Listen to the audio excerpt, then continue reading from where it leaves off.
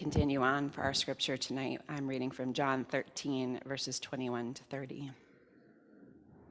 After saying this, Jesus was troubled in spirit and declared, "Very truly, I tell you, one of you will betray me."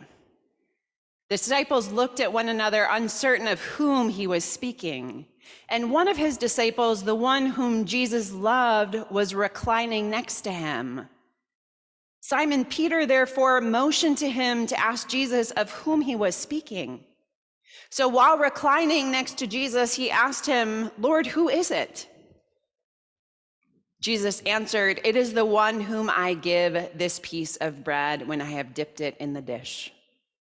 So when he had dipped the piece of bread, he gave it to Judas, son of Simon Iscariot. After he received the piece of bread, Satan entered into him. And Jesus said to him, "Do quickly what you are going to do." Now, no one at the table knew why Jesus said this to Judas. Some thought it was because Judas had the common purse, and Jesus was telling him, "Buy what you need for the festival," or that he should give something to the poor. So after receiving the piece of bread, Judas immediately went out, and it was night. Our second reflection is on living in paradox. On my trip to the Holy Land in 2019 with Dr. Caroline Lewis, Lutheran Seminary professor and Johannian scholar, she said to us that she believed the beloved disciple who is unnamed in John's gospel is you. I literally started crying as I thought of how my own narrative was present in the Jesus narrative. My own narrative is written in the narrative of Jesus, and so is yours. In the scripture I just read for you, the beloved disciple is leaning on Jesus. It says one of Jesus' disciples, the one whom Jesus loved, was reclining next to him.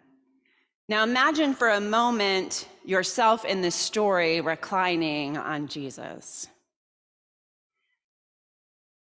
Herein lies the paradox. The beloved disciple and Judas of Iscariot, who will betray Jesus, are sitting at the same table together. Now in John's gospel, Jesus is not betrayed by a kiss on the cheek from Judas as we see in all of the other gospels. In John's gospel, Judas betrays Jesus when he walks out on Jesus during their time together, when he abandons the relationship. In John 13:30, it says, after Judas received the bread, he immediately went out, and it was night. Judas walked out on Jesus. He walked away from the relationship. That is his betrayal in John's gospel. In some way, we all live in this space between the beloved disciple who is leaning on Jesus for everything and Judas, the one who abandons the relationship, who walks away. I wonder if we are all beloved disciples and Judas living between the paradox of the two. Are we leaning on Jesus today? Are we leaning into our relationships? Or are we walking away? Are we living into the teachings of Jesus, or are we walking away from them? Our third reading is from John 13, verses 33 to 35. This is the new commandment.